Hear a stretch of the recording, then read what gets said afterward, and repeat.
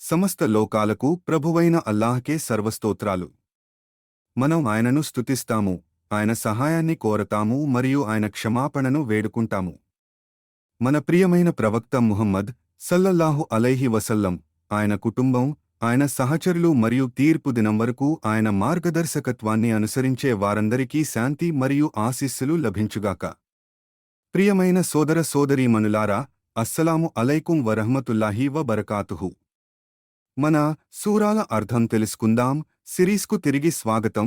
ఇక్కడ మనం ఖురాన్ యొక్క అర్థాలు, కథలు మరియు పాఠాలను సరళమైన భాషలో అన్వేషిస్తాము, తద్వారా ప్రతి ఒక్కరూ అల్లాహ్ యొక్క మాటలను అర్థం చేసుకోగలరు మరియు వాటితో కనెక్ట్ అవ్వగలరు.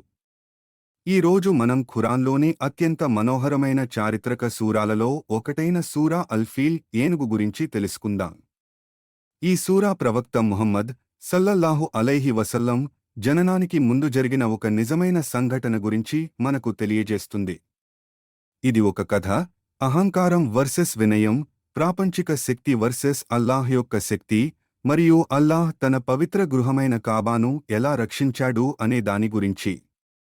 చాలామంది చరిత్రకారులు దీనిని ఏనుగు సంవత్సరం అని పిలుస్తారు, మరియు ఇదే సంవత్సరంలో ప్రవక్త ముహమ్మద్ సల్లల్లాహు అలైహి వసల్లం జన్మించారు. ఈ సంఘటన దాదాపు క్రీస్తు శకం 570లో జరిగింది.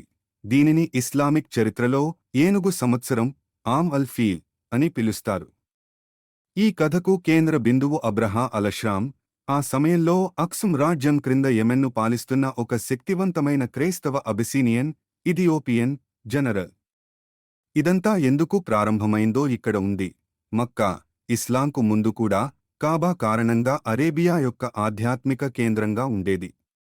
మొదట ప్రవక్త ఇబ్రహీం అలైహిస్సలాం మరియు ఆయన కుమారుడు ఇస్మాయిల్ అలైహిస్సలాం లచే నిర్మించబడిన కాబా, ప్రతి తెగకు చెందిన అరబ్బులు, విగ్రహాలను ఆరాధించేవారు కూడా ప్రతి సంవత్సరం తీర్థయాత్ర మరియు వ్యాపారం కోసం వచ్చే స్థలం. ఇది మక్కాను సంపన్నమైనదిగా, ముఖ్యమైనదిగా మరియు శక్తివంతమైనదిగా మార్చింది. దానికి ఎటువంటి సైన్యం మరియు రాజు లేనప్పటికీ అబ్రహాకు ఇది నచ్చలేదు. మక్కాకు బదులుగా యెమెన్, ప్రత్యేకించి తన సొంత రాజధాని నగరం సనా, తీర్థయాత్ర మరియు వ్యాపారానికి కొత్త కేంద్రం కావాలని అతను అనుకున్నాడు. అందుకని అతను అల్-ఖుల్లైస్ అనే భారీ, గొప్ప చర్చిని నిర్మించాడు మరియు ప్రజలు కాబాకు బదులుగా అక్కడికి తీర్థయాత్రకు రావాలని ప్రకటించాడు. కాని అరబ్బులు వినలేదు. వారు కాబా పట్ల నమ్మకంగా ఉన్నారు. ఇస్లాం రాకముందే అది వారికి పవిత్రమైనది. అబ్రహాకు కోపం వచ్చింది. అతను ఇలా నిర్ణయించుకున్నాడు, వారు నా ఇంటికి రాకపోతే నేను వెళ్లి వారి ఇంటిని నాశనం చేస్తాను. అందువల్ల అతను ఒక భారీ సైన్యాన్ని సేకరించాడు మరియు దానికి ముందు నాయకత్వం వహిస్తూ మహ్మూద్ అనే ప్రసిద్ధ ఏనుగుతో సహా యుద్ధ ఏనుగులు ఉన్నాయి. ఏనుగులు ప్రాచీన యుద్ధంలో ట్యాంకుల వంటివి, భయంకరమైనవి, అజేయమైనవి మరియు అరేబియా ముందెన్నడూ చూడనివి. ఈ సైన్యం మక్కాకు చేరుకుని కాబాను రాయి రాయిగా పడగొట్టకుండా భూమిపై ఏ శక్తి ఆపలేదని అబ్రహా ధీమాగా ఉన్నాడు. అబ్రహా సైన్యం మక్కా వైపు కదులుతుండగా ఆ వార్త అరేబియా అంతటా వ్యాపించింది. ప్రజలు భయపడిపోయారు. ఇది కేవలం ఒక స్థానిక ఘర్షణ కాదు, ఇది ఆ ప్రాంతం ఇప్పటివరకు చూసిన అత్యంత శక్తివంతమైన సైనిక శక్తి, వారి అత్యంత పవిత్రమైన స్థలం వైపు దూసుకుపోతోంది. అబ్రహా సైన్యం మక్కా సమీపంలో విడిది చేసినప్పుడు అతని సైనికులు ప్రవక్త ముహమ్మద్ సల్లల్లాహు అలైహి వసల్లం యొక్క తాత మరియు కాబా సంరక్షణ బాధ్యత వహించే ఖురైష్ తెగకు అధిపతి అయిన అబ్దుల్ ముత్తలిబ్కు చెందిన కొన్ని ఒంటెలను స్వాధీనం చేసుకున్నారు. అబ్దుల్ ముత్తలిబ్ చర్చల కోసం అబ్రహా శిబిరానికి వెళ్లారు.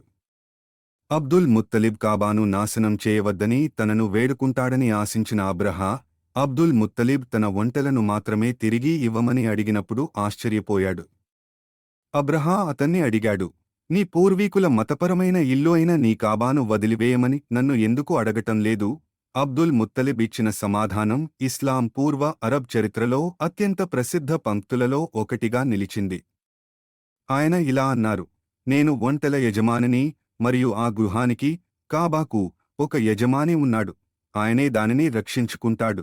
ఇది తను పోరాడవలసిన యుద్ధం కాదని ఆయనకు పూర్తి నమ్మకం ఉంది.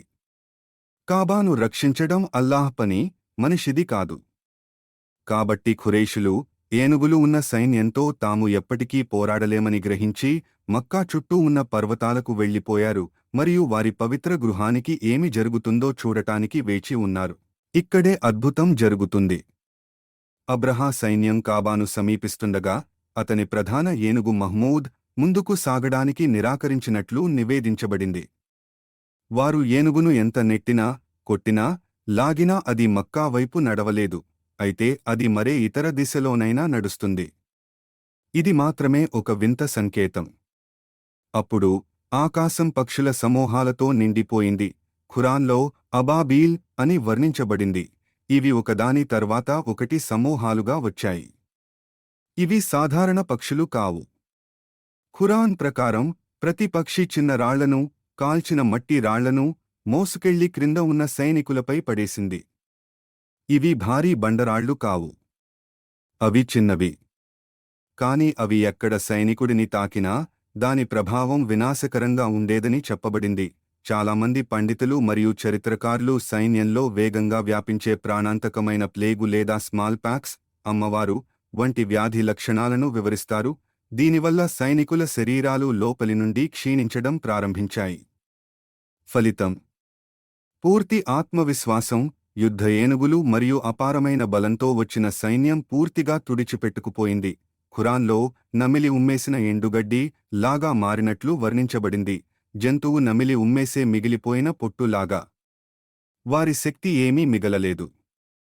వారి ముప్పు ఏమీ మిగలలేదు. అబ్రహా స్వయంగా యెమెన్కు తిరిగి వెళ్లేవరకు మాత్రమే బతికాడు. అక్షరాలా ఈ వ్యాధితో ముక్కలు ముక్కలుగా రాలిపోతూ ఆ తర్వాత కొద్దిసేపటికే మరణించాడు. మరి కాబా చెక్కుచెదరలేదు. ఎల్లప్పుడూ ఉన్నట్లే నిటారుగా నిలబడింది. అందుకే అల్లాహ్ ప్రత్యేకంగా ఈ సంఘటనను ఖురాన్లో అమరం చేయడానికి ఎంచుకున్నాడు. ఇది కేవలం ఒక చారిత్రక యుద్ధ కథ కాదు. అల్లాహ్ స్వయంగా తన పవిత్ర గృహాన్ని మానవ సహాయంతో లేదా లేకుండా రక్షిస్తాడనడానికి మక్కా అరబ్బులే స్వయంగా చూసిన సజీవ సాక్ష్యం. ఈ సంఘటన బహిరంగంగా జరిగింది. ఖురాన్ మొదటిసారిగా అవతరించిన ప్రజల ఇటీవలి జ్ఞాపకార్థం ఇది ఉంది.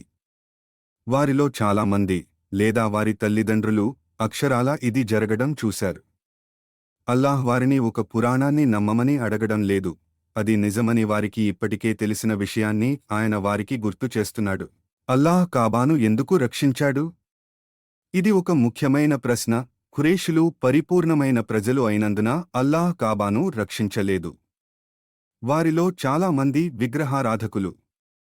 బదులుగా అల్లాహ్ దానిని రక్షించాడు ఎందుకంటే ఇది ఆయన పవిత్ర గృహం. దీనిని ప్రవక్త ఇబ్రహీం అలైహిస్సలాం మరియు ప్రవక్త ఇస్మాయిల్ అలైహిస్సలాం నిర్మించారు. ఇది ఇస్లాం కేంద్రంగా మారాలని నిర్ణయించబడింది. త్వరలోనే చివరి ప్రవక్త ముహమ్మద్ సల్లల్లాహు అలైహి వసల్లం మక్కాలో జన్మించబోతున్నారు. అల్లాహ్ ముహమ్మద్ సల్లల్లాహు అలైహి వసల్లం రాక కోసం ప్రపంచాన్ని సిద్ధం చేస్తున్నాడు. కాబా నాశనం కావడం అల్లాహ్ ప్రణాళికలో భాగం కాదు. ఇప్పుడు మనం సూరాను ఒక్కో ఆయత్ వారీగా పరిశీలిద్దాం. ఆయత్ 1. అలం తరా కైఫా ఫన్లా రబ్బుక బిస్హాబిల్ ఫీల్. ఏమీ ఏనుగువారి సైన్యంతో నీ ప్రభువు ఎలా వ్యవహరించాడో నీకు తెలియదా? అల్లాహ్ సూరాను ఇలా ప్రారంభిస్తాడు: మీకు ఈ కథ ఇప్పటికే తెలుసు, దీని గురించి ఆలోచించండి. ఆయన వినేవారికి ప్రాచీన కాలం నాటి పురాణాన్ని కాకుండా నిజమైన మరియు ఇటీవలి సంఘటనను గుర్తు చేస్తున్నాడు. ఇది ఒక అలంకారిక ప్రశ్న. ఖచ్చితంగా వారు దానిని చూశారు లేదా దాని గురించి విన్నారు. ఇది రోజువారీ జీవితంలో ఎందుకు ముఖ్యం? కొన్నిసార్లు అల్లాహ్ మన స్వంత జీవితంలో ఆయన గత సహాయాన్ని గుర్తు చేస్తాడు. నేను ఇంతకు ముందు నీకు ఎలా సహాయం చేశానో నీవు చూడలేదా? ప్రస్తుత సమస్య గురించి మనం ఆందోళన చెందుతున్నప్పుడు అల్లాహ్ ఇప్పటికే మన కోసం మార్గం సుగమం చేసిన సమయాలను గుర్తు చేసుకోవడానికి ఇది సహాయపడుతుంది. ఆయత్ 2. అలం యజల్ కైదహుం ఫీ తద్లీల్. ఆయన వారి కుతంత్రాన్ని వ్యర్థం చేయలేదా? అబ్రహాకు ఒక ప్రణాళిక ఉంది, ఒక స్పష్టమైన వ్యూహం, ఒక శక్తివంతమైన సైన్యం, అతని కాలపు సరికొత్త ఆయుధం ఏనుగులు. కాని అల్లాహ్ అతని మొత్తం ప్రణాళికను ఎంత చక్కగా నిర్వహించబడినప్పటికీ విఫలం చేసి బెడసికొట్టేలా చేశాడు. ఇది రోజువారీ జీవితంలో ఎందుకు ముఖ్యం? ప్రజలు ఎంత శక్తివంతులు అయినప్పటికీ అల్లాహ్ అన్ని ప్రణాళికల కంటే పైన ఉంటాడు. ఆయత్ 3. అర్సల అలైహిం తైరన్ అబాబీల్. మరియు ఆయన వారిపైకి పక్షుల గుంపులను అబాబీల్ పంపాడు. అల్లాహ్ నాటకీయ యుద్ధం కోసం కత్తులతో మలాయికత్ దూతలను పంపలేదు లేదా ఆకాశం నుండి అగ్నిని కురిపించలేదు. ఆ కాలంలో అత్యంత భయంకరమైన సైన్యాన్ని ఓడించడానికి ఆయన పక్షుల వంటి సాధారణ మరియు ముప్పులేని వాటిని ఉపయోగించాడు. ఇది రోజువారీ జీవితంలో ఎందుకు ముఖ్యం? మనం ఎన్నడూ ఊహించని మార్గాల ద్వారా అల్లాహ్ సమస్యలను పరిష్కరించగలడు. అల్లాహ్ శక్తిని ఎప్పుడూ తక్కువ అంచనా వేయకండి. ఆయత్ 4. తర్మీహిం బిహిజారతిం మిన్ సిజ్జీల్. అవి, ఆ పక్షులు, వారి మీద మట్టితో చేసి కాల్చిన కంకర రాళ్లను, సిజ్జీల్, విసురుతూ పోయాయి. పక్షులు చిన్న రాళ్లను మోసుకెళ్లాయి. అల్లాహ్ ఆజ్ఞ ప్రకారం ఈ రాళ్లు సైన్యాన్ని నాశనం చేశాయి. ఒక మహాసైన్యం చిన్న రాళ్ల చేతిలో ఓడిపోయింది. ఇది రోజువారీ జీవితంలో ఎందుకు ముఖ్యం? పరిమాణం మరియు బలం విజయాన్ని నిర్ణయించవు. అల్లాహ్వే నిర్ణయిస్తాడు. ఆయత్ 5. ఫజల్లహుం కన్స్ఫిం మంకూల్. ఆ విధంగా ఆయన వారిని పశువులు తినివేసిన పొట్టుగా మార్చివేశాడు. పశువులు తినివేసిన పొట్టుగా అనేది జంతువు నమిలి ఉమ్మేసే మిగిలిపోయిన పొట్టును సూచిస్తుంది. ఎండిపోయిన, బోలుగా ఉన్న, పనికిరానిది. అల్లాహ్ మనకు వదిలిపెట్టిన చివరి చిత్రం ఇది. గర్వం మరియు శక్తితో వచ్చిన సైన్యం ఏమీ లేకుండా తగ్గిపోయింది. ఇది రోజువారీ జీవితంలో ఎందుకు ముఖ్యం? అహంకారం చివరికి కూలిపోతుంది. అల్లాహ్ తీర్పును సవాలు చేసేవారు ఎప్పటికీ విజయం సాధించలేరు. సూరా అల్-ఫీల్ నుండి పాఠాలు. 1. అల్లాహ్ తాను కోరుకున్నదానిని రక్షిస్తాడు. కాబాను రక్షించడానికి ఎటువంటి సైన్యం లేదు. అల్లాహ్ స్వయంగా దానిని రక్షించాడు. 2. శక్తి అల్లాహ్కు మాత్రమే చెందుతుంది. ప్రపంచం శక్తివంతమైనదిగా భావించే ప్రతిదీ అబ్రహా వద్ద ఉంది. అయినా అతను ఓడిపోయాడు. 3. ఎప్పుడూ అహంకారంతో ఉండకండి. గర్వం అబ్రహాను గ్రుడ్డివానిగా చేసింది. తాను అల్లాహ్ ప్రణాళికను సవాలు చేయగలనని అతను అనుకున్నాడు. 4. కష్ట సమయాల్లో అల్లాహ్ను నమ్మండి. మక్కా ప్రజల వద్ద ఎటువంటి పరిష్కారం లేదు. అల్లాహ్ ఒక పరిష్కారాన్ని అందించాడు. 5. అల్లాహ్ ఇస్లాం రాక కోసం సిద్ధం చేస్తున్నాడు. కాబా రక్షణ అనేది ఒక గొప్ప ప్రణాళికలో భాగం. త్వరలోనే ప్రవక్త ముహమ్మద్ సల్లల్లాహు అలైహి వసల్లం జన్మించబోతున్నారు. త్వరలోనే ఖురాన్ అవతరించబోతోంది. త్వరలోనే కాబా మరోసారి తౌహీద్ కేంద్రంగా మారబోతోంది. తదుపరి సూరాతో సంబంధం. సూరా ఖురైష్. ఇప్పుడు మనం ఒక అందమైన విషయాన్ని అర్థం చేసుకోవచ్చు. సూరా అల్-ఫీల్ తర్వాత సూరా ఖురైష్ వస్తుంది. సంబంధం ఏమిటంటే, సూరా అల్-ఫీల్ అల్లాహ్ మక్కాను ఎలా రక్షించాడో వివరిస్తుంది. సూరా ఖురైష్ ఆ రక్షణ ఖురైషులకు భద్రత, వ్యాపారం మరియు శ్రేయస్సును ఎలా తీసుకువచ్చిందో వివరిస్తుంది. మరో మాటలో చెప్పాలంటే, అల్లాహ్ మొదట వారికి తన రక్షణను గుర్తుచేస్తాడు, తరువాత తన అనుగ్రహాలను గుర్తుచేస్తాడు. ప్రియమైన సోదర సోదరీమణులారా, సూరా అల్-ఫీల్ కేవలం పక్షులు మరియు ఏనుగుల కథ మాత్రమే కాదు. ఇది అల్లాహ్ శక్తి గురించిన కథ, విశ్వాసం గురించిన కథ, అహంకారం ఓడిపోవడం గురించిన కథ.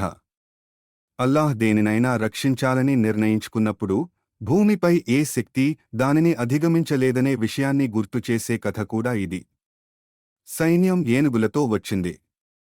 అల్లాహ్ పక్షులను పంపాడు. సైన్యం శక్తితో వచ్చింది. అల్లాహ్ తన గొప్ప శక్తిని చూపించాడు. సైన్యం గర్వంతో వచ్చింది. అల్లాహ్ వారిని చరిత్రకు ఒక గుణపాఠంగా వదిలిపెట్టాడు.